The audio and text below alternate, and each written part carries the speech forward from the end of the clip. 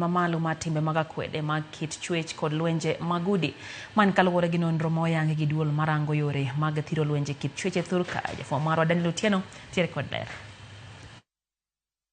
Kaluwore gi nonro motime juma achiel gi duolno marango yore jiwo tiyo makare e kind kit chwech kod geng'o lwenje majuko kit chwech, oyangore ni kaunti ma Migori, Murang'a, Meru, Taita Taveta gi Bomet ema oseketo kwan mamalo mar akwede kod lwenje mag kit chwech.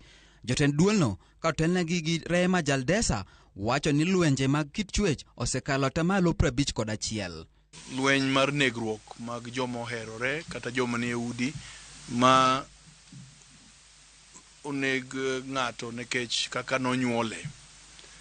Nenore ni piny mar Migori, piny mar Murang'a, piny mar Meru nyiche statistics margi ni malo ahinya. Migori mare en at 51%.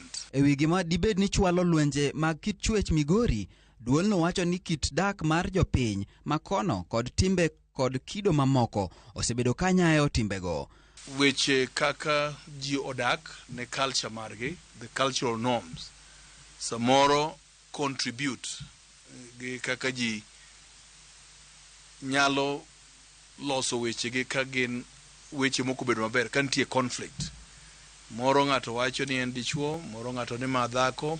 Nonro bende lero ni Nairobi, Kiambu, kanyakla gi kaunti ma Nakuru otelo e kwan mamalo mar nek mar joma mine. Ka koro gi sani, kaunti ma Kisii, Kitui, Meru gi Nyeri bende osechako nyiso kwan mamalo mar nek mar joma mine.